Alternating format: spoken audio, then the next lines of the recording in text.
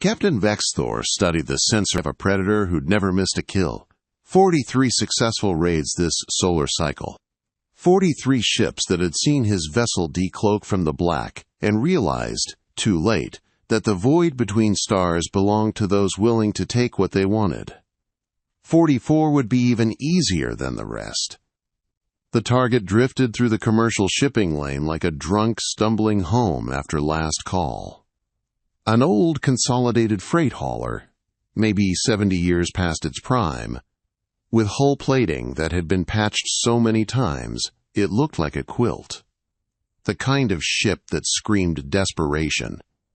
The kind flown by independent contractors who couldn't afford proper security or the protection fees that kept the Kryllian syndicate's more aggressive elements at bay. Single life sign, Captain, his sensor operator Krell reported, mandibles clicking with amusement. Transponder identifies the vessel as the Rusty Bolt, registered to a Darla Starr, human, out of Titan Station. Vex's scaled lips pulled back from his teeth. Human. Even better. He'd raided human ships before. Twice, actually. Both times the crew had practically tripped over themselves offering payment. Humans were talkers, negotiators, diplomats, who thought every problem could be solved by finding common ground and mutual benefit. They'd been in the galactic community for barely 50 standard years, still acting like the universe operated on the same principles as their comfortable little inner-world democracies. Out here, past the enforcement range of the Cooperative Defense Fleet, the universe operated on much simpler principles. The strong took, the weak gave. Anyone who confused those roles didn't last long. Weapons status? Vex asked, though he already knew the answer.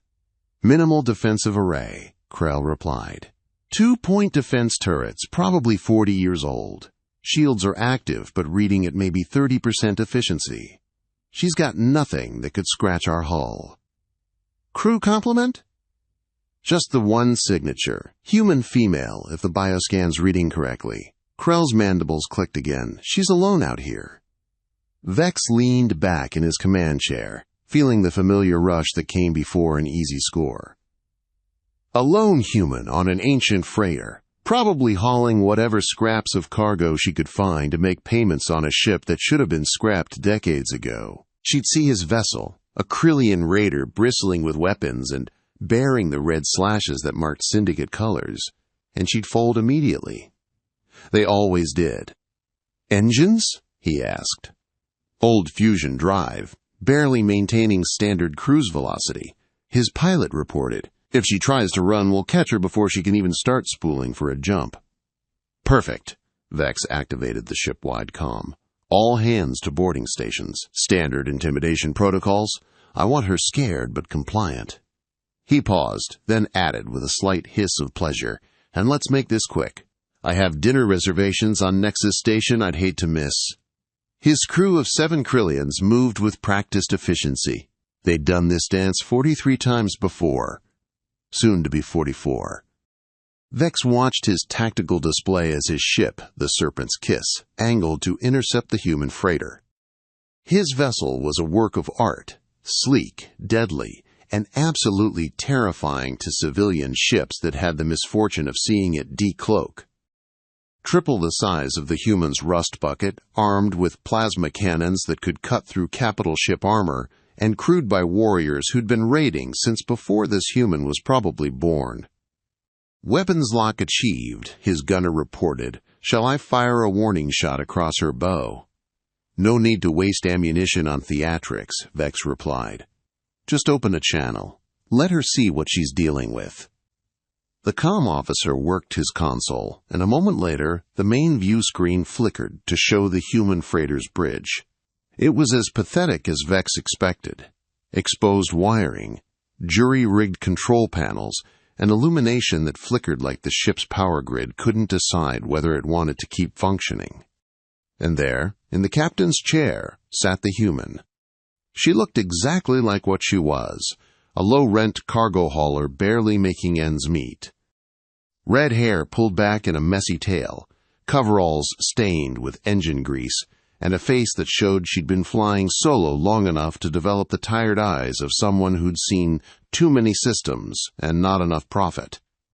She was young, maybe 30 standard years, but she carried herself with the weariness of someone twice that age. Easy prey. "Attention, Rusty Bolt," Vex announced, letting his voice carry all the menace of someone who'd killed for less than a shipful of cargo. "This is Captain Vex'thor of the Kryllian Syndicate. You have entered a taxed shipping lane. Power down your engines and prepare to be boarded for cargo assessment." The human just stared at him through the view screen. No panic, no pleading, not yet anyway. "I'm going to give you 10 seconds to comply," Vex continued. "If you attempt to run, I will disable your engines. If you attempt to fight, I will disable your life support. If you attempt to call for help, I will disable your ability to breathe. Am I making myself clear?" Still, the human said nothing. She just looked at him with those tired eyes, one hand resting on the arm of her chair, the other somewhere off-screen. Vex felt a flicker of annoyance. Usually by now they were begging, offering to pay double, trying to negotiate. This one just sat there, like she was waiting for him to finish talking, so she could get back to more important things.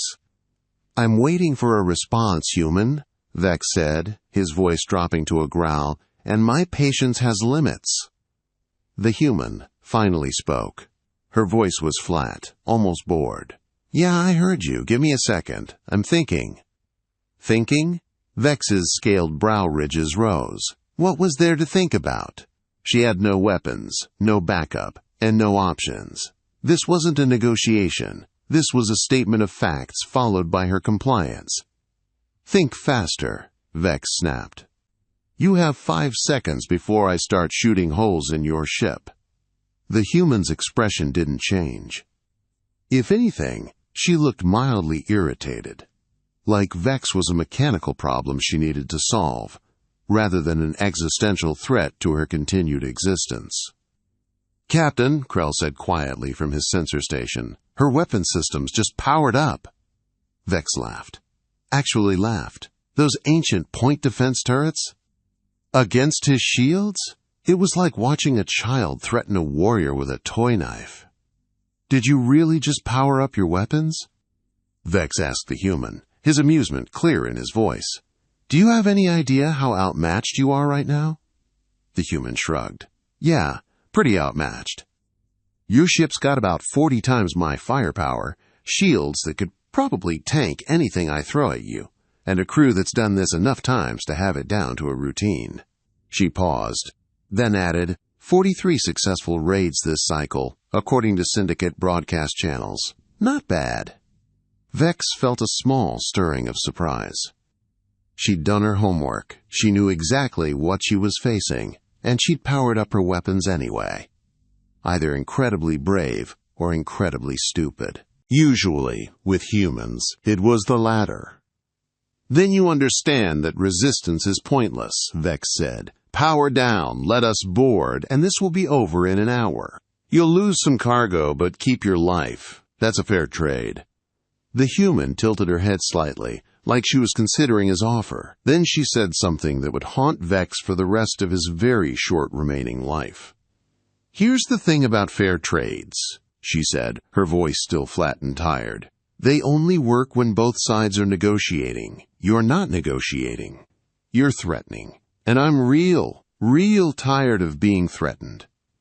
Vex felt his amusement curdle into irritation. "Human, you." "Name's Darla," she interrupted. "And before you board my ship and discover this the hard way, I should probably mention something." She leaned forward slightly, and for the first time, Vex saw something flicker behind those tired eyes. Something that wasn't fear. "I'm from Titan's deep colonies," Darla said quietly. "You know what that means?" Vex didn't. He didn't care about human colony designations or whatever cultural significance they thought they had. But Krell did. His sensor operator's mandibles had stopped clicking. His scales had paled slightly. "Captain," Krell said softly, "Titan Station. That's Earth's system. Inner asteroid belt colonies. They're rated as Deathworld adjacent. Vex waved a dismissive claw. I don't care if she's from the galactic core itself. She's one human on a ship held together with hope and spot welds. We're boarding her vessel, taking her cargo, and if she's lucky, she'll live to haul another load. He cut the comm channel before the human could respond, let her sit in silence and contemplate her situation. Fear worked better when you gave it time to grow. Helm, pull alongside, Vex ordered. Boarding team, you're authorized to use whatever force necessary to secure cooperation. Just try not to damage the cargo. His crew moved to comply, and Vex allowed himself a satisfied hiss. Humans. They talked big in their councils, pontificated about rights and dignity and the sanctity of free trade. But out here in the black, beyond the reach of their laws and their fleets, they were just meat. Meat that knew it was meat. 44 successful raids. Soon to be the easiest one yet. Captain Vex'thor had no idea how wrong he was about to be. The magnetic clamps sealed against the rusty bolt's outer hull with a metallic thunk that echoed through both vessels. Vex monitored the boarding operation from his command deck, watching through the helmet cameras of his raiders as they cycled through the airlock. The human hadn't tried to lock them out, hadn't vented the airlock, or activated any of the dozen desperate measures a cornered captain might attempt. She just let them in, like she was receiving expected guests rather than armed pirates who just threatened to shoot holes in her ship. Boarding team is through the primary airlock, reported his second-in-command, a scarred veteran named Threx. Atmosphere is breathable, gravity is set to standard. No resistance encountered. Any sign of the human? Vex asked. Negative. Cargo bay shows one heat signature. She's waiting for us there. Of course she was. Probably standing next to her most valuable cargo, hoping her physical presence would inspire mercy. It wouldn't. Vex had taken cargo from creatures standing guard over their life savings, their family heirlooms, even their offspring. Sentimentality didn't stop the syndicate. It just made the targets more predictable. Through the camera feeds, Vex watched his 8-member boarding team move through the human ship with practiced efficiency. Threx led the way, plasma rifle charged and ready, followed by 6 raiders armed with shock batons and restraint fields. At the rear, their tech specialist Krix carried scanning equipment to assess cargo value. They were professionals, the best raiders in the syndicate. 8 Kryllians who'd boarded over 100 vessels between them, who knew every trick, every desperate gambit, every last-minute surprise a cornered crew might try. Against one human mechanic on a ship that looked like it belonged in a scrapyard. The interior of the Rusty Bolt was exactly what Vex expected. Corridors lined with exposed conduits, wall panels that had been removed and never replaced, emergency lighting that flickered with the irregularity of failing power cells.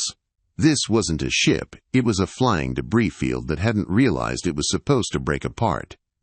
Approaching cargo bay, Threx reported. The massive doors ahead were already open, lights inside casting long shadows into the corridor. I have visual on the human. Vex leaned forward, studying the feed. There she was, Darla Starr, standing in the center of her cargo bay, surrounded by crates and shipping containers, holding a wrench that looked like it weighed half as much as she did. She'd changed since their communication. The tired eyes were the same, but now she was covered in even more grease, like she'd been working on something right up until his raiders entered. The wrench in her hand wasn't a weapon. It was a tool she'd been using and hadn't bothered to put down. She looked, Vex thought with satisfaction, exactly like what she was. A mechanic, a grease monkey, who'd bought a ship she couldn't afford, and taken cargo runs she couldn't protect. Not a soldier. Not a fighter.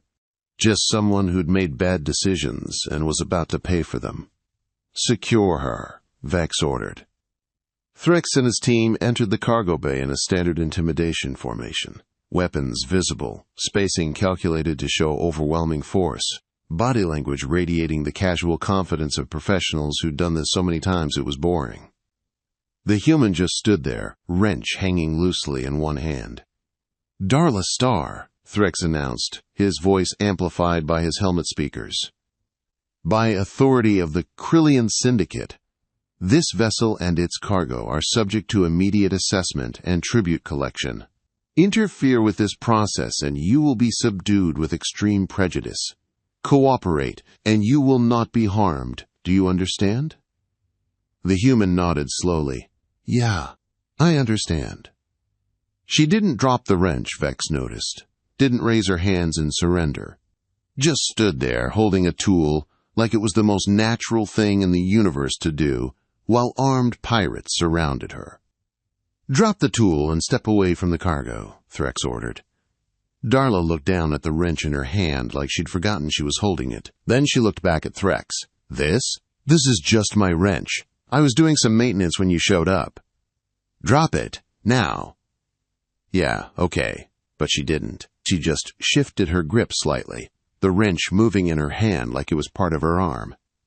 "Can I at least know how much of my stuff you're taking before you take it?" Vex activated his comm to speak directly through Threx's helmet. Let her hear this from the voice of command. "Standard tribute for vessels transiting Syndicate-controlled space is 60% of cargo value. For human vessels, we charge 80%. Call it a stupidity tax for flying alone in dangerous territory." Through the camera feed, Vex watched the human's face carefully. This was usually when they broke, when the reality of their situation, that they were going to lose everything they'd worked for, that all their effort had been for nothing, finally crashed down on them. Darla's expression didn't change. She just nodded slowly, like she was doing mental math.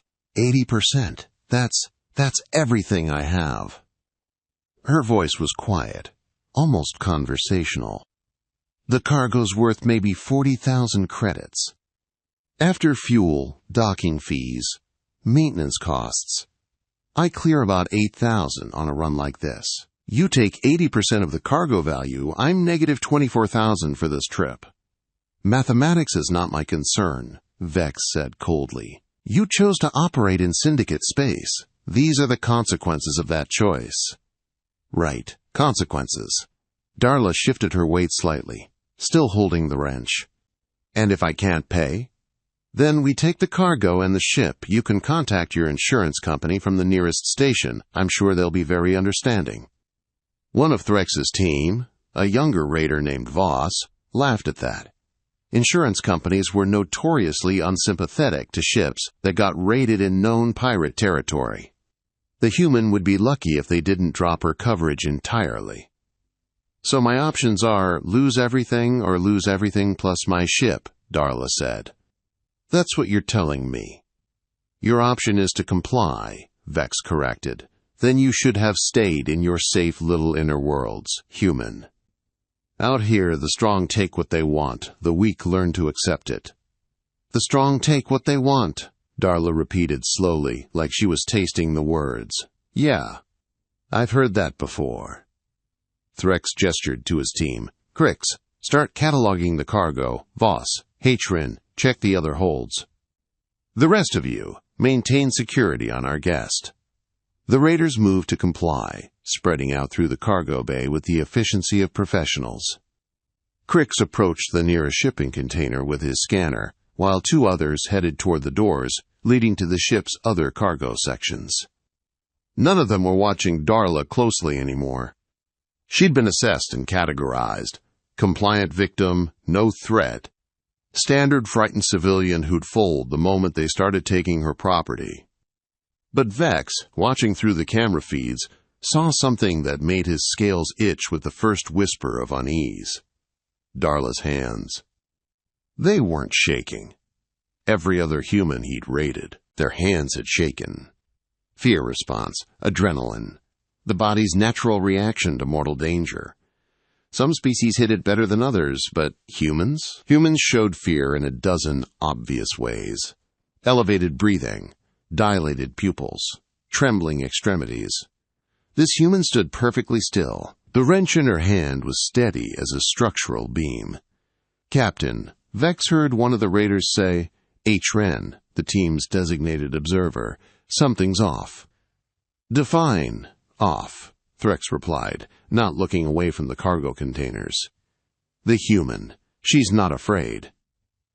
Through the camera feeds, Vex saw Threx finally turn to look at Darla properly. The human met his gaze without flinching, without the downcast eyes or submissive posturing that usually came from someone facing armed soldiers. "They hide fear differently," Threx said dismissively, echoing what Vex had told Krell earlier. "Humans have that pride thing, ego. They don't like showing weakness in front of other species. Watch her break when we start opening the containers and carting off her livelihood." But Vex wasn't so sure anymore. He'd raided 2 human ships before, yes. Both times the humans had shown obvious fear, had pleaded for mercy, had tried to negotiate until the last possible moment. This one just stood there, that massive wrench hanging in her hand, watching his raiders spread out through her cargo bay like she was memorizing their positions. "Threx," Vex said quietly through the comm, "maintain situational awareness. Something about this one is different." "Acknowledged, Captain. But different doesn't mean dangerous. She's 1 human with a hand tool. We're 8 Kryllians with military-grade weapons. The math is pretty clear." The math was clear. Vex knew that. 8 to 1. Armed versus unarmed. Professional raiders versus a cargo hauler. The outcome was predetermined. So why did the human look like she was waiting for something?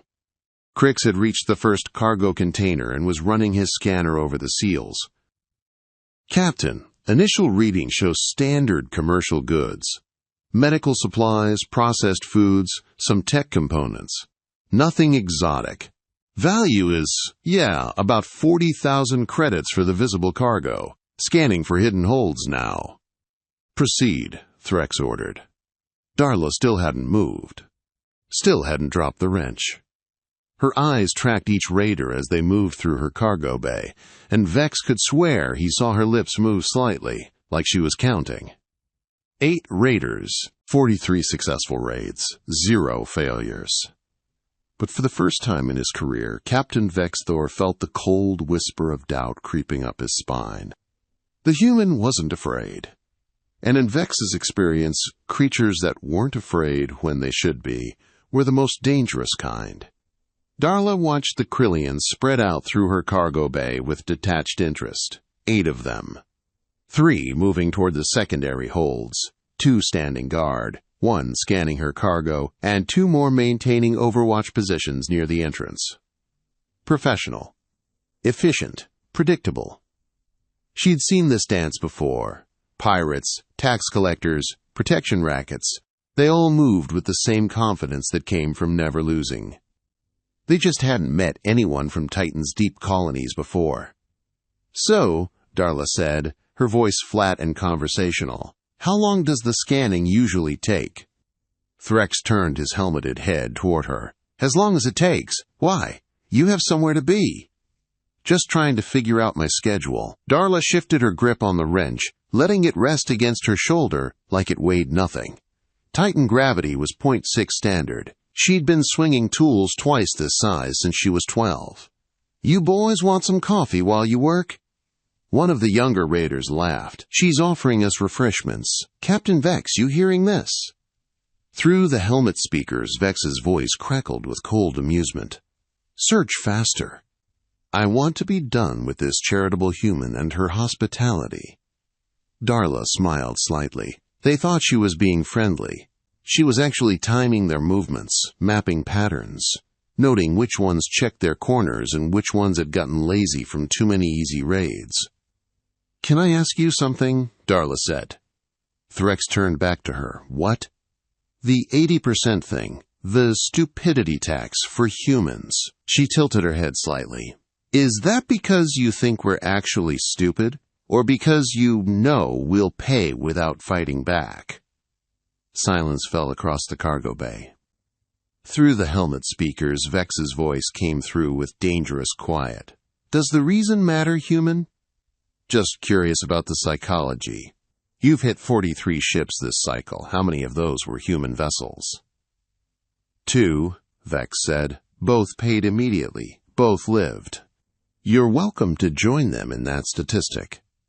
See, that's what I figured. So you charge us more because we don't fight back. Because we're talkers, diplomats, negotiators. Darla smiled and reached her eyes. Because we're easy marks. Are you trying to make a point? Threx asked, his rifle now aimed more directly at her center mass. Just making conversation while you rob me. Darla glanced at the scanner operator. How much longer on the catalog? Another 10 minutes, Krix reported, confused by her casual tone. Cool. That should be enough time. Enough time for what? Thrax demanded. Darla's smile widened just slightly. For me to decide whether I'm going to let you leave with my cargo or just with your lives. The cargo bay fell silent again. Different quality.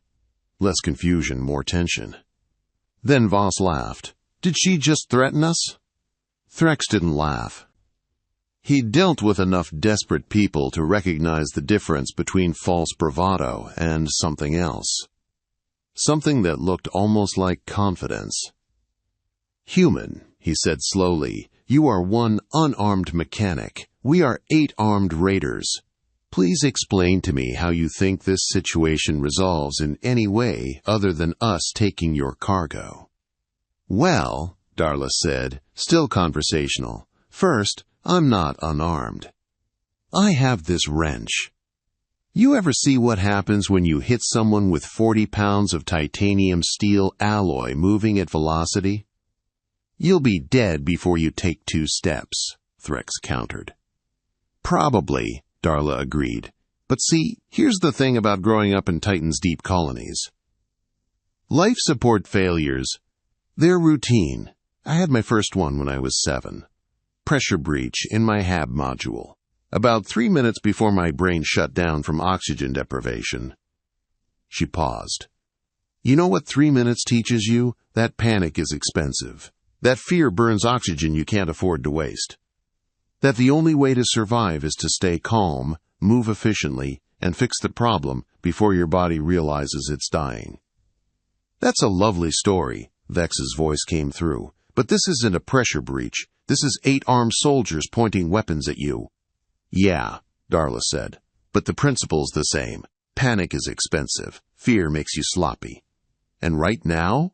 She rolled her shoulders slightly, and for the first time, the raider saw her stance shift into something that looked less like a tired mechanic, and more like someone who knew exactly how her body moved through space. I'm not afraid. I'm just doing math. What math? Threx asked, despite himself. 8 of you, 1 of me, better weapons, better armor, better numbers. In a straight fight, I lose. Darla's eyes tracked across each raider in turn. But this isn't a straight fight. This is my ship. I know every system, every wire, every structural weak point, which sections I can vent without triggering the main alarms. She paused. And I know that your boarding clamps are currently connected to Airlock 3. Which is convenient, because Airlock 3's pressure doors have been malfunctioning for about 6 months now. I've been meaning to fix them, haven't gotten around to it. Through the helmet cameras, Vex saw his raiders exchange glances. You wouldn't, Threx said, vent the airlock with your ship attached. You'd decompress your own vessel. Would I? Or would I just decompress the section you're standing in? This cargo bay has emergency bulkheads. Takes about 3 seconds for them to deploy. Can you make it to the airlock before the doors close and the air vents?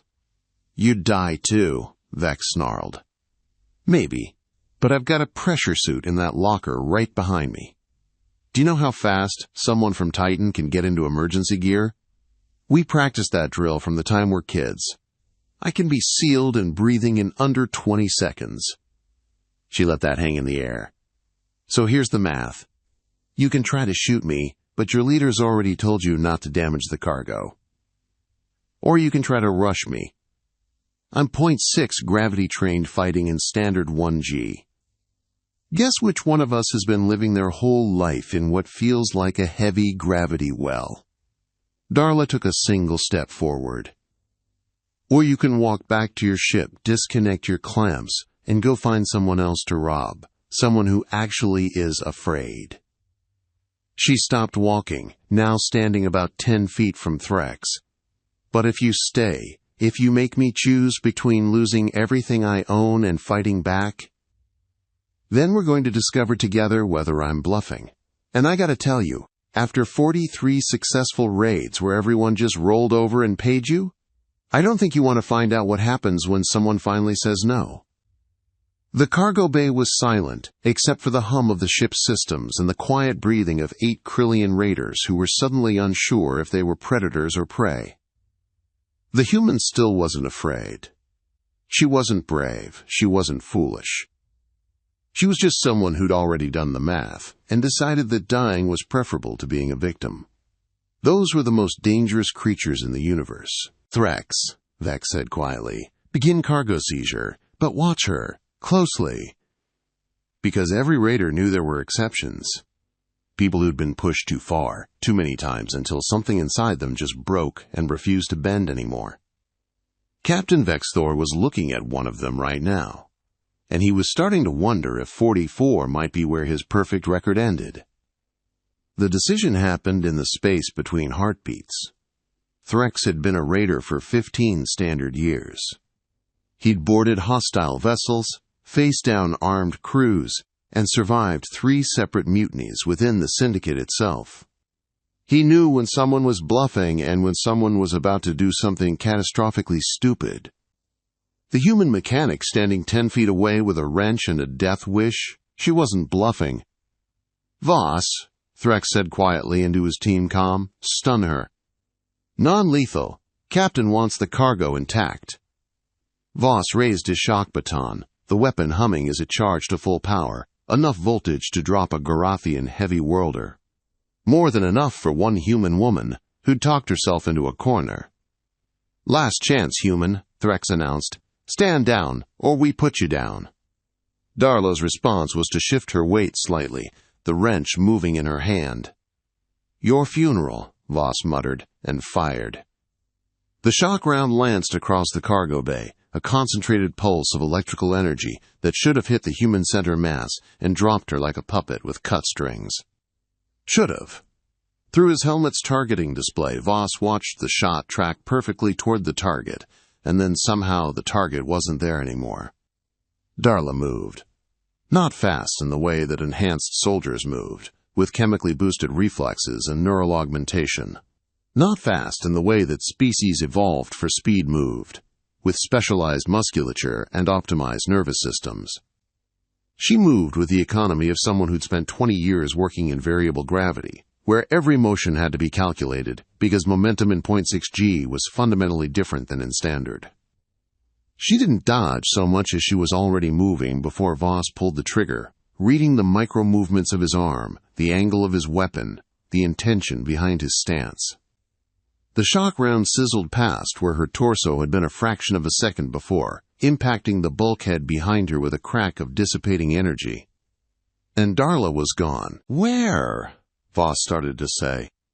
Through the helmet cameras, Captain Vex'thor watched his professional raiding team discover what it meant to fight someone who'd grown up in gravity that was 40% lighter than standard. Darla didn't run. Running implied panic, wasted motion. Instead, she moved through the cargo bay like she was part of the ship itself, her body flowing between containers with a precision that spoke of thousands of hours learning every inch of available space. Each step was exactly where it needed to be. Each hand found purchase on containers that looked randomly placed but clearly weren't. She'd staged this. Vex realized with cold certainty.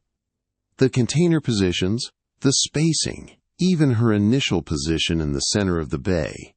It had all been calculated to give her maximum mobility while restricting his raiders to predictable paths. "Spread out," Threx barked. "Don't let her dictate the engagement."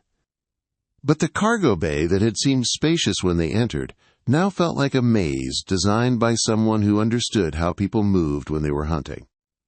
The containers weren't random cargo. They were obstacles, cover, channels that funneled his raiders into kill zones while giving the human a dozen different routes of escape. Voss fired again, then Heatran, then 2 others. Shock rounds and plasma bolts lit up the cargo bay, each shot missing by margins that seemed impossible. "She's too fast," Shren reported, his voice tight with frustration. "I can't get a lock." "She's not fast," Vex corrected from his command deck, watching the feeds with growing unease. "You're slow." Because that's what it was. His raiders weren't moving slowly by any objective measure. They were trained soldiers in combat armor, responding with professional speed to a hostile target. But they'd all grown up in standard gravity. They'd trained in standard gravity. Their bodies knew, instinctively, how much force to use for each movement, how long it took to change direction, how momentum worked in 1G. Darla had grown up in 0.6. In an environment where everything was lighter, faster, where you learned from childhood to control exactly how much force you used, because too much would send you bouncing off bulkheads. Then she'd spent her adult life moving between standard and variable gravity, adapting, adjusting, training her body to function in multiple environments. She wasn't faster than his raiders. She just needed less time to do more. A plasma bolt seared past her head, close enough that Vex saw her hair move in the thermal wake. She didn't flinch, just kept moving, that damned wrench still in her hand, using cargo containers for cover and concealment with the efficiency of someone who'd mapped every angle. "Krix, thermal scan," Threx ordered. "Find her."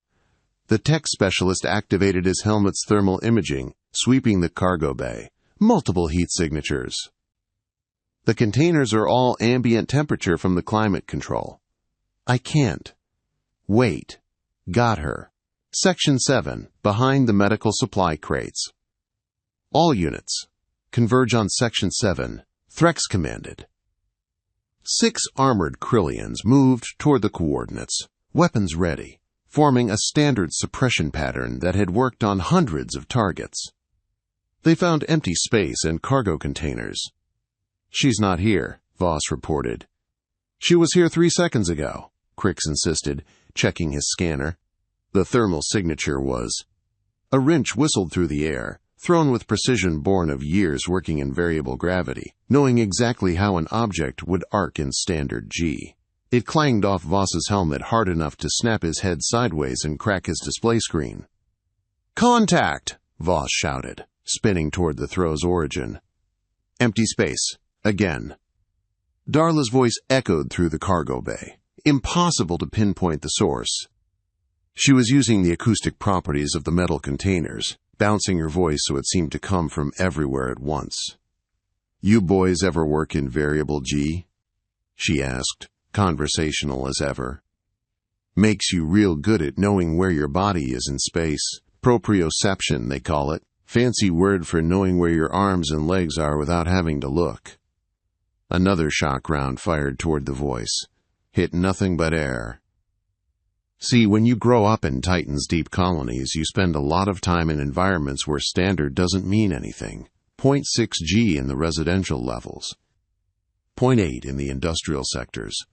Sometimes 0 G when the generators hiccup. You learn to adapt, or you die." Threx was turning in circles now, trying to track the voice. "Show yourself, human." "Why would I do that? You've got the guns. I've got home field advantage." A pause then.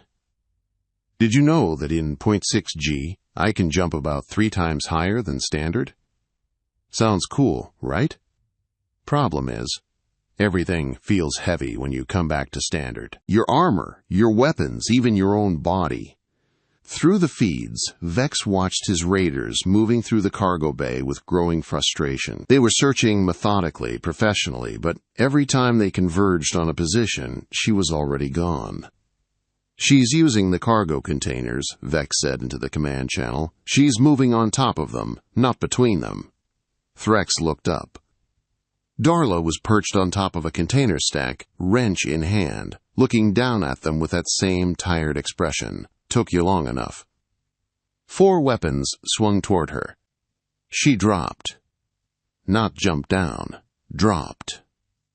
Let gravity pull her straight down into the gap between containers, disappearing into a space that looked too narrow for a person, but was apparently exactly wide enough for someone who knew exactly how much room her body needed.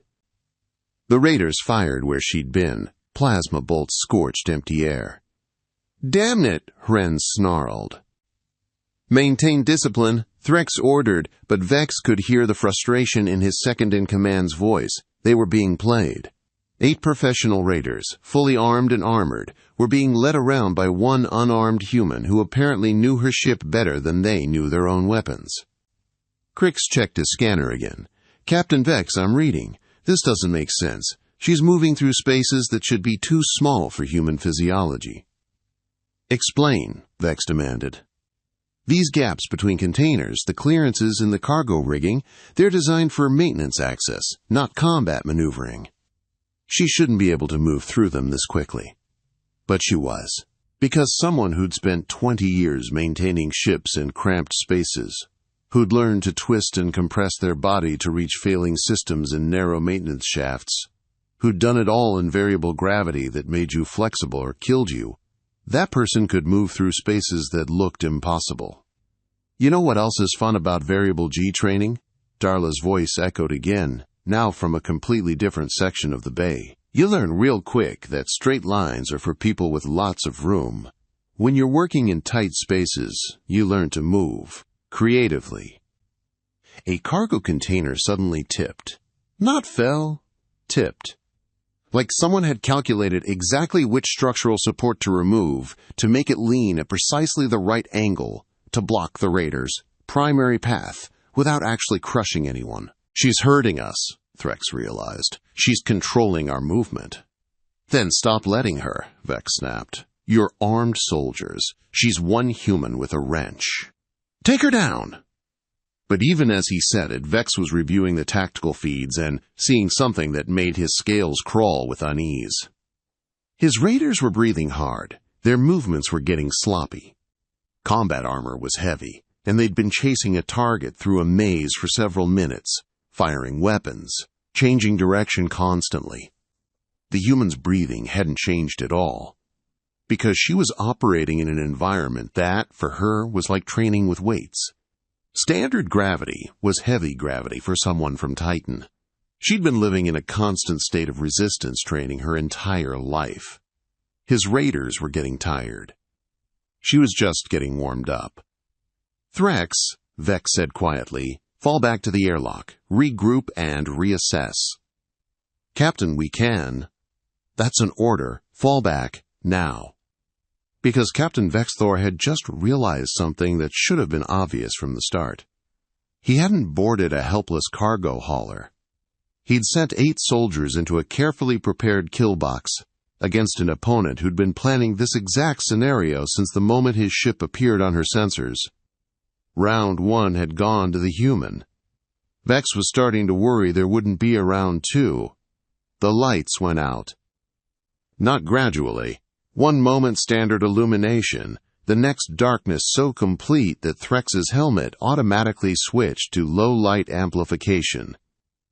The emergency lights kicked in, bathing everything in red. Then those went out too. Then they flickered back at quarter intensity, casting shadows that made depth perception nearly impossible. "She's playing with the electrical systems," Vex said through the command feed. "Krix, can you trace the commands?" "Negative, Captain. The ship's control architecture is chaos. Nothing's routed the way it should be." Krix's voice carried professional frustration. "This ship shouldn't even be functional." "And yet it flies," Vex said quietly. "She's working with something she's rebuilt by hand over years, something only she understands." The gravity shifted. 0.9 G became 0.7, then back to standard, then up to 1.2 before dropping back down. Vex's raiders stumbled, their inner ears screaming conflicting information. Darla's voice came over the intercom, perfectly calm. 20 years keeping rust buckets flying in the outer colonies. You learn where every critical system lives. Gravity plating held together with bypass circuits and prayer. Lighting grid running through 14 different junction boxes because the main control failed and I never bothered to fix it properly. Another gravity fluctuation sent HRN crashing into a cargo container. Life supports on 3 separate backup systems. Atmospheric processors rated for half the ship's volume, routed through custom distribution channels I installed myself. The air suddenly tasted thinner. She's venting atmosphere, Threx realized, checking his suit's seals. All units confirm environmental integrity. Their armor was rated for vacuum. They had hours of air. But Vex saw the psychological warfare at work.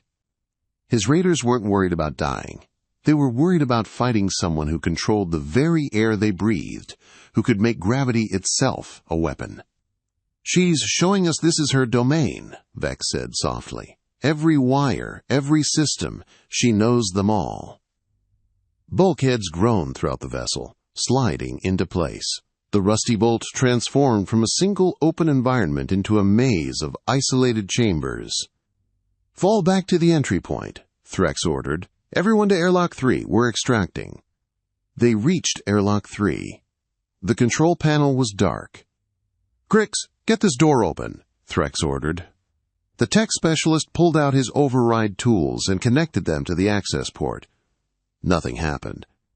"The control circuits have been physically disconnected," Krix said, his scales going pale. "Someone would have had to manually disconnect the wiring, recently." Through the intercom, Darla's voice came again. "Yeah, about that. When you were doing your dramatic entrance speech, I was down in the maintenance shaft pulling junction box covers. Takes about 90 seconds to disconnect an airlock door if you know which wires to pull." Silence. "You sabotaged our exit while we were boarding?" Threx asked slowly. "I prefer strategic reconfiguration of assets." A pause. "Also, I may have done something similar to your docking clamps." Vex pulled up the external cameras. "The release mechanism isn't responding," his pilot reported. "The clamps are physically locked, but the emergency releases have been manually disabled." "So let me make sure I understand." Darla's voice came through, still calm. "You're stuck on my ship. Your ship is stuck to my ship, and every system you'd need to force your way off, I've personally pulled apart." "We can cut through the doors," Threx said. "Sure, assuming you want to risk cutting through hull plating that's already compromised. This ship's 70 years old. You start cutting without knowing where the structural supports are, you might open a hole to vacuum, or destabilize the entire section and kill us all." She paused. "Of course, I know exactly where you can cut safely. I've got the maintenance logs memorized." Through his raiders' helmet cameras, Vex saw them looking at each other, reality sinking in. They weren't raiders anymore. They were prisoners.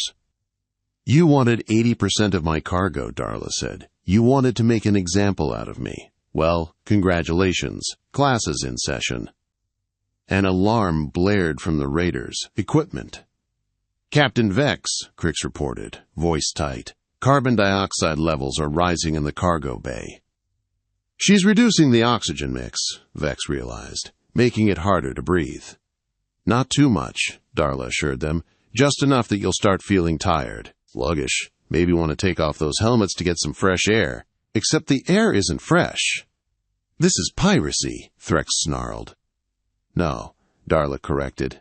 "You're pirates. I'm just a mechanic who's tired of being robbed. There's a difference." In the darkness, Vex's raiders stood in a cargo bay they didn't understand, controlled by systems they couldn't hack, at the mercy of someone who'd spent 2 decades learning exactly how to make broken things work. "So here's my offer," Darla said. "You can keep trying to force your way off my ship. Maybe you'll succeed before your air runs out. Maybe you'll get lucky."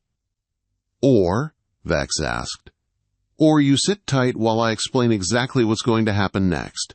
Because we're going to have a conversation about tribute, and consequences, and what happens to pirates who pick the wrong ship to board." The gravity shifted to point 3, light enough that everyone drifted slightly. "Fair warning, though," Darla added. I'm going to make you uncomfortable first. Not injured, not dead. Just very, very aware that you're on my ship, breathing my air, and subject to my decisions. Consider it educational. Captain Vex'thor stared at his displays, watching his perfect raiding crew reduced to helpless prisoners by one human mechanic and a ship held together with improvised repairs. 43 successful raids.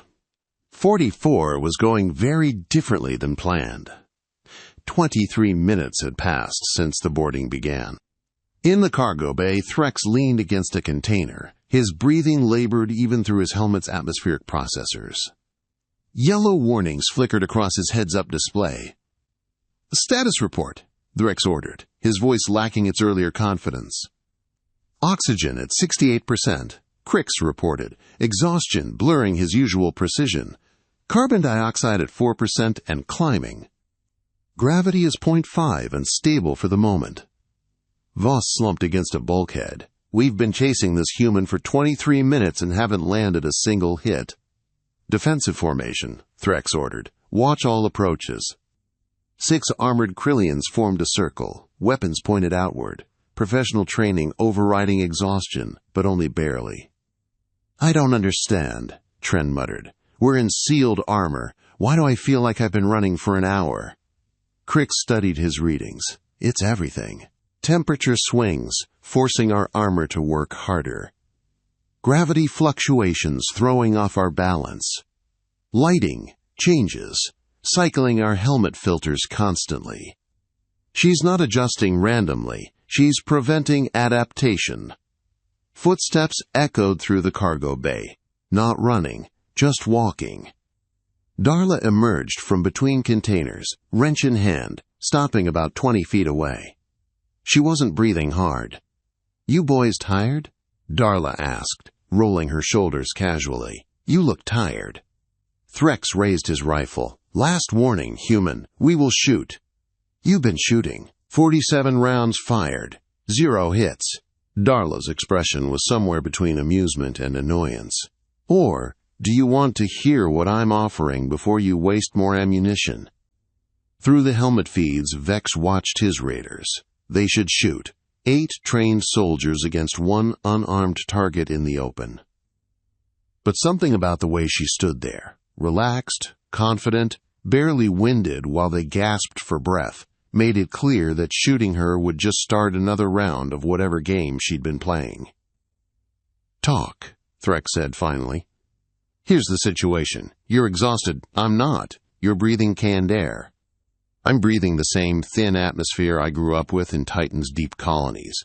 You're fighting an armor that's overheating. I'm in coveralls." She took a step forward. "You've been on my ship for 23 minutes. Your heart rates have increased by 40%. Core temperature's up 3 degrees. Your decision-making is getting fuzzy from oxygen deprivation." Another step. "Me? I feel fine, because this is comfortable for me. 68% oxygen is what I breathed for the first 15 years of my life. Variable gravity is how I learned to walk." Kryllian lowered his weapon slightly. "Deathworlder," he whispered. "She's from Earth system," Kryllian continued, pieces falling into place. "Humans can function in oxygen concentrations as low as 60%. And this one grew up in artificial habitats with life support failures. What we're experiencing is severe stress.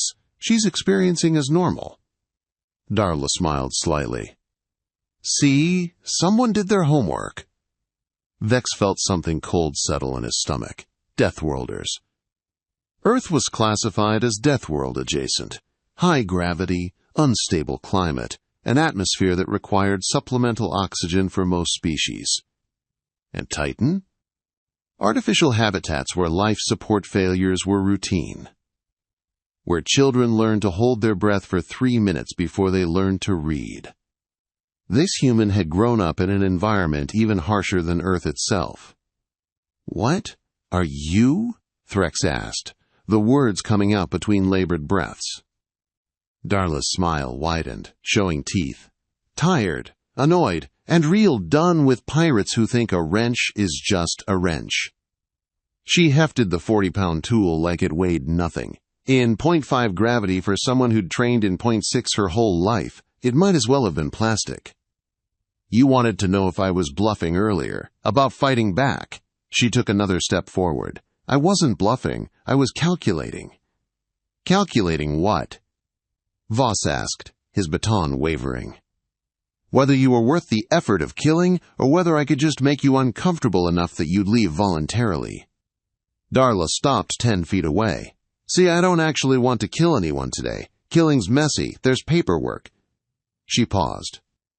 But you're making it real tempting to just say F the paperwork and introduce you to what happens when someone who grew up swinging maintenance equipment in variable gravity hits something in standard G with 40 pounds of metal moving at velocity. The cargo bay was silent, except for labored breathing from 6 exhausted Kryllians and the calm, steady breaths of one human who looked like she could do this all day. So here's my final offer, Darla said. I'm going to reconnect your airlock controls. You're going to walk back to your ship, you're going to disconnect your clamps and leave. And you're going to tell everyone in the syndicate that the Rusty Bolt and her captain are off limits. And if we refuse? Threx asked, though his voice lacked conviction. Darla's expression went flat. Then we find out if Kryllian armor can stop a wrench thrown by someone who learned to aim in 3 different gravity wells. My money says no, but I'm willing to run the experiment if you are. Through the helmet feeds, Vex saw his raiders exchange glances. They were professional soldiers who'd faced worse odds. But they'd never faced someone who was simply better adapted to the environment than they were. Someone who'd turned her own ship into a weapon specifically designed to exploit every physiological weakness they had. Captain Vex, Threx said quietly. Orders? Vex stared at his displays, vital signs trending toward critical, environmental readings that would have most species unconscious within minutes. He thought about his 43 successful raids, about his perfect record. And he thought about the human standing in her cargo bay, barely winded, offering him a chance to leave with his crew alive. Accept her terms, Vex said quietly. Withdraw, now. Because Captain Vex'thor had just learned what every successful pirate eventually learned, or died learning. Sometimes the cost of victory was higher than the value of the prize. And sometimes you boarded the wrong ship. Wait, Darla said as Threx started organizing his team for withdrawal. I wasn't finished. The Kryllian raiders froze again, exhaustion and frustration warring on their faces behind their helmets. I said you could leave, Darla continued. I didn't say you could leave with everything you came with. Through the command channel, Vex felt cold certainty settle in his gut. What do you want, human? Compensation. Darla started walking a slow circle around the raiders again, that wrench still resting casually against her shoulder. See, you came onto my ship. You threatened my life. You attempted to steal my cargo. You fired weapons inside my vessel. I've got scorch marks on 3 bulkheads and a cracked cargo container. You forced me to burn through resources dealing with you. Oxygen, power, time I could have spent on actual maintenance. She stopped, facing the group. So here's what's going to happen. First, weapons. All of them. Rifles, shock batons, sidearms, anything that goes bang or zap, pile them in the center of the bay, slowly. Absolutely not, Threx said immediately. We're not disarming. You are, Darla replied calmly, because I'm not reconnecting your airlock controls until you do, and your suit reserves are at. She glanced at a readout on the maintenance panel she'd pulled up. Looks like about 4 hours for most of you. 3 for the ones who've been hyperventilating. You really want to spend those hours arguing with me? Captain, Threx asked over the comm. Vex studied the situation from every angle. They could refuse. Try to force their way out. Through the airlock door, but cutting through without knowing the ship's structural weaknesses, something the human had already demonstrated she knew intimately, could result in catastrophic decompression, and his raiders were in no condition for another fight. Comply, Vex ordered quietly. We'll deal with the weapons loss later. One by one, the Kryllian raiders placed their weapons in a pile. Plasma rifles, shock batons, sidearms, even their cutting tools and override equipment. Everything that could be used as a weapon or to force entry through the ship. Darla watched without moving, not approaching until the last raider had stepped back from the pile. Then she walked over and began efficiently checking each weapon, ensuring power cells were removed, safeties engaged. She moved with the familiarity of someone who'd handled alien weapons before. "Good," she said, dragging the pile toward a cargo container with one hand. The weapons must have weighed 200 pounds collectively. In 0.5 gravity, and with her Deathworlder's strength, she made it look effortless. "That covers the threaten my life part. Now for damages." "We haven't damaged anything," Voss protested. "Your ship's still intact." "My time isn't free. My oxygen isn't free. The stress you've put on my environmental systems isn't free." Darla pulled up a data pad from her pocket, tapping through screens. "I've been running atmospheric processing at 140% capacity for 26 minutes. That's about 300 credits in wear on systems that were already overdue for maintenance. You fired 47 rounds inside my ship. Even the misses caused thermal stress on my bulkheads. Another 200 credits in potential structural analysis and repairs." She looked up from the pad. "Then there's my time. 8 hours of cargo hauling pays me about 1,000 credits after expenses. You've cost me 30 minutes so far. Call it another 70 credits. Add in stress, emotional damages, and the general principle of, F you pirates, I'm estimating you owe me about 2,000 credits. "You can't be serious," Threx said. "Oh, I'm very serious. And since you don't have 2,000 credits in cash on you, I'll accept alternative payment." Darla's smile was sharp. "Your ship." The cargo bay erupted in protests. "That vessel is worth 50,000 credits!" Vex's voice cut through the calm, sharp with anger. "Then you shouldn't have brought it somewhere I could take it," Darla replied calmly. "Look at it from my perspective. You tried to steal cargo worth 40,000. Fair's fair. I take something of similar value. Call it even." "That's piracy," Threx snarled. "No," Darla corrected. "Piracy is what you do. This is asset seizure in compensation for attempted theft and assault. There's a legal difference, though I'll admit it's kind of fuzzy out here in unregulated space." She walked to the maintenance panel and began typing commands. "Here's what's actually going to happen," Darla continued, her tone businesslike. "I'm going to unlock your airlock. You're going to walk back to your ship.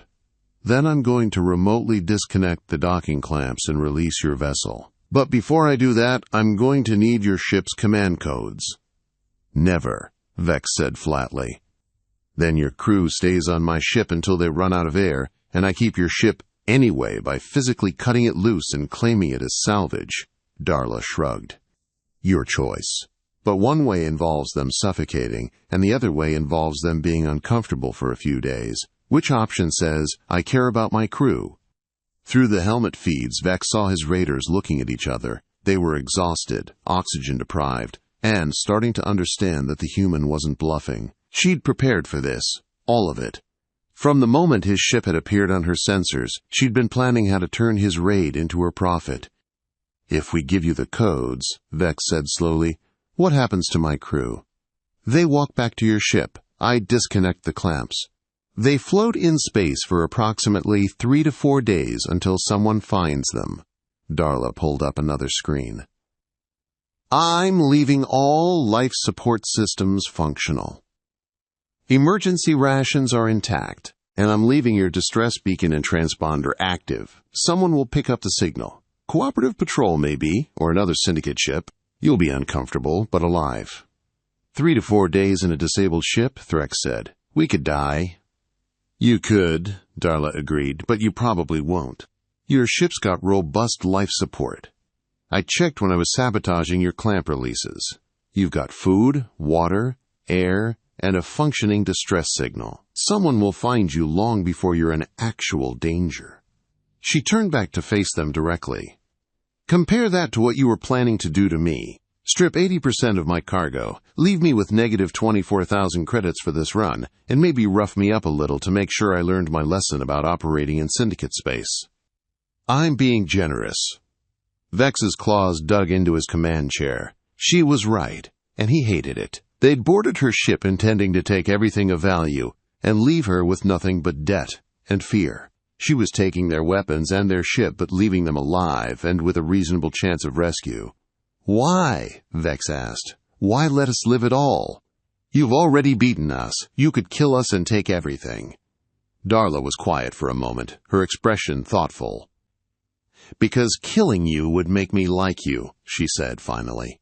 You're predators. You take and take and take, and you justify it by saying it's just business, just survival, just the way things work in the black. But it's not. It's choice. You choose to prey on people who can't fight back. You choose to traumatize cargo haulers and colonists, and anyone else you think is weak enough to exploit. She hefted her wrench, looking at it like she was seeing it for the first time. I could kill you, probably should, from a pure survival standpoint. Dead pirates don't come back with reinforcements. But then I'd be someone who kills, and I'd have to live with that. I'd have to look in a mirror and see someone who murdered 8 people, and even if those people were trying to rob me, even if it was self-defense, that changes you. She looked up, meeting Threx's gaze through his helmet. I'm better than that. I have to be. Because if I'm not, then what's the point? Darla walked to the maintenance panel and began disconnecting safety interlocks. Also, she added, her tone shifting back to practical, you're going to tell everyone exactly what happened here. You're going to tell them that you boarded a lone cargo hauler expecting an easy score, and instead, you got your asses handed to you by one human with a wrench. You're going to tell them about the gravity tricks, the atmospheric manipulation, the way I herded you around my ship like you were cargo instead of raiders. Why would we do that? Voss asked. That makes us look incompetent. Because if you don't, I will, Darla replied. I'm recording everything.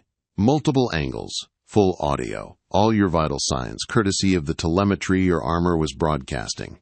I've got this entire encounter documented. So you can tell your version of the story, or I can release my version to every public comm channel in 3 sectors. She smiled.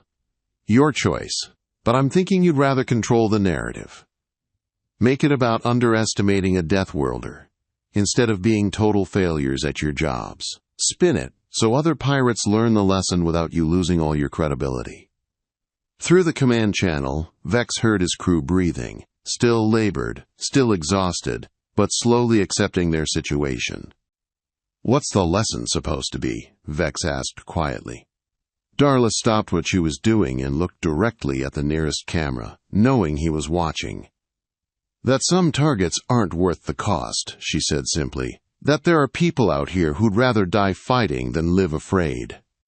That humans from Deathworlds don't negotiate with bullies. We outlast them. Her expression hardened. And that the next time the Kryllian Syndicate sees a ship from Earth's system, you're going to wonder if it's another trap. You're going to second guess. You're going to hesitate. And that hesitation might save someone's life. She turned back to her panel. Now, command codes. I don't ask twice. Captain Vex'thor looked at his exhausted crew, his captured weapons, his disabled ship still locked to this human's vessel. He thought about 43 successful raids, and he transmitted the codes. Smart choice, Darla said, entering them into her system. Now get your people back to your ship. The airlock's open. You've got 5 minutes before I start the decoupling sequence. The raiders helped their exhausted teammates toward the airlock, moving with the defeated posture of soldiers who'd lost a battle they were supposed to win. As Threx passed Darla, he stopped. We'll remember this, he said quietly. I'm counting on it, Darla replied. That's the entire point. The raiders disappeared through the airlock. Moments later, Darla activated the decoupling sequence. The Serpent's Kiss detached from the rusty bolt and drifted into open space, its engines cold, its crew alive but stranded. Darla watched it float away on her monitors, then activated the ship-wide comm. Well, she said to her empty ship. "That was a day." She looked down at the pile of weapons, at the datapad showing the command codes for a 50,000 credit raider vessel, at her intact cargo. Then she picked up her wrench and headed back to engineering. The atmospheric scrubbers still needed proper servicing after all. 3 days, 7 hours, and 42 minutes after the Serpent's Kiss had been set adrift, a Kryllian recovery vessel dropped out of hyperspace in response to their distress beacon. Captain Vex'thor sat in his disabled command chair, staring at stars he couldn't reach, in a ship he no longer controlled. 3 days was a long time to sit in silence with your failures. "Salvage right to disabled vessel. We're reading your beacon. What's your situation?" Vex activated the transmitter. "This is Captain Vex'thor of the Serpent's Kiss. We require tow back to Nexus Station. No casualties. Ship is functional, but command systems are locked." A pause. "Locked? Did you encounter cooperative defense forces?" "No." "Pirates?" Vex's scales darkened with humiliation. "We were the pirates?" Another, longer pause. "Stand by for boarding and assessment." 2 hours later, Vex stood in the salvage ship's briefing room, facing Syndicate Coordinator Zalrex. The Coordinator was an older Kryllian, whose scales bore the scars of decades in the raiding business. He'd built the Syndicate's operation in this sector from 3 ships to 50. He did not tolerate failure. "Explain," Zalrex said simply. Vex had considered lying, but the human had recordings. If he lied and she released them, he'd lose everything. "We attempted to board a cargo hauler. Human vessel, solo operator, old ship, minimal weapons, 1 crew member. Intelligence suggested it would be routine collection." "And?" Zalrex's eyes were cold. "It wasn't routine." Vex pulled up the data. "The target was a mechanic named Darla Starr, operating out of Titan Station. Earth system. We didn't properly assess what that meant." "It means human," Zalrex said dismissively. "We've raided human ships before. They pay and we leave. This one didn't pay." Vex activated the recordings from his raiders' helmet cameras. She fought back. The briefing room's screens filled with images from the cargo bay. Zalrex watched in silence as 8 armored Kryllian raiders struggled to track a single human woman. Weapons fire missing again and again, raiders growing exhausted, while the human remained calm. Professionals with years of experience getting systematically outmaneuvered by someone holding a maintenance tool. When the footage reached the part where Darla explained what she'd done, the atmospheric manipulation, the gravity control, the herding tactics, Zalrex stopped the playback. "1 human," he said slowly. "1 mechanic, with a wrench." "Yes, Coordinator." "Defeated 8 of our raiders." "Yes, Coordinator." "Took your weapons, your ship, and left you floating in space to be rescued like charity cases." Vex's scales had gone nearly black with shame. "Yes, Coordinator." Zalrex was silent for a long moment. Then, "How?" "She was from Titan's deep colonies, classified as Deathworld adjacent. Low gravity training, high tolerance for atmospheric stress, extensive experience with life support failures. We didn't account for her physiological advantages." "You didn't account for her being competent," Zalrex corrected coldly. "You assumed that because she was alone and appeared vulnerable, she would act like every other victim." He leaned forward. "In your professional assessment, how many of your raiders would she have killed if she'd wanted to?" Vex had spent 3 days thinking about that question. "All of them," he admitted quietly. "She controlled every system on that ship. She had a dozen ways to kill us without ever being in physical danger herself." "But she didn't." "No, she took our weapons and our ship, but she left us alive with functioning life support and an active distress beacon." Vex paused. "She said killing us would make her like us, that she was better than that." "Better than us," Zalrex repeated, his voice dangerous. She proved it, Vex said. She had every right to kill us under any standard of self-defense. Instead, she demonstrated superior capability, took compensation for damages, and let us live so we could tell this story. Zalrex watched the footage in silence. What was different about this one, he finally asked. We've raided 2 other human vessels. Both complied immediately. What made this one fight? Vex thought about the human's tired eyes, the flat tone in her voice, the absolute lack of fear. She wasn't afraid, Vex said slowly. That's what we didn't understand. The other humans were afraid. Fear made them calculate, resistance versus compliance. They chose compliance because it was logical. He paused. But this one, she'd already made a different calculation. She'd decided that living on her knees was worse than dying on her feet. You threaten someone who's afraid, they comply. You threaten someone who's just done. They become dangerous, because they've already accepted the worst outcome. Death doesn't scare them anymore. Deathworlder psychology, Zalrex muttered. We should have accounted for it. Zalrex stood and walked to the viewport, staring out at the stars. The Serpent's Kiss was worth 50,000 credits. Your reputation? Significant. He turned back to Vex. What did we gain from this encounter? Intelligence, Vex answered. About human capabilities. About Deathworlder psychology. About which targets are worth the cost and which ones aren't. Expensive intelligence. Zalrex activated his comm. Syndicate operations. This is Coordinator Zalrex. I'm issuing an immediate update to the targeting database. Add human cargo vessels from Earth system to the no-raid list. Earth system vessels are off limits until further notice. He looked back at Vex. We're predators, Captain. Successful predators don't fight prey that might kill them. They find easier targets. This human proved that some prey are actually predators that haven't revealed their teeth yet. You're being reassigned. Training Division. You will teach new raiders to properly assess targets before boarding. Use your failure as a lesson. Zalrex's expression softened slightly. You kept your crew alive and brought back valuable intelligence. That counts for something. Vex nodded. It was better than he'd expected. 15,000 kilometers away, the Rusty Bolt completed its hyperspace calculations and engaged its jump drive. The old freighter folded space and disappeared from the system.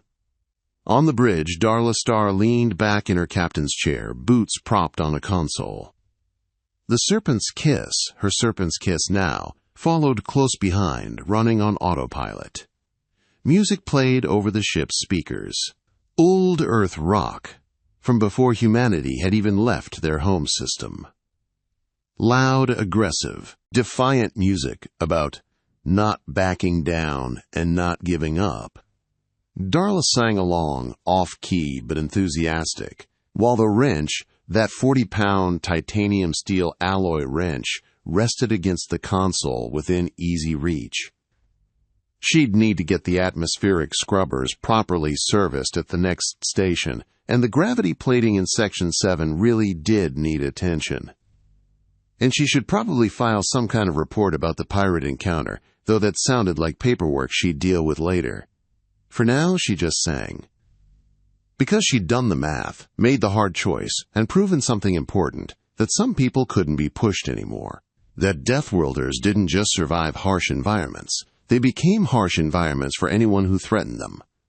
The Kryllian Syndicate had learned that lesson. The rest of the galaxy would learn it eventually. Humanity was done being prey. The Rusty Bolt jumped to hyperspace, carrying its cargo, its stubborn captain, and a message that would spread through the black faster than any ship could travel. There are some targets you just don't board. Some mechanics you don't threaten. Some Deathworlders you leave alone.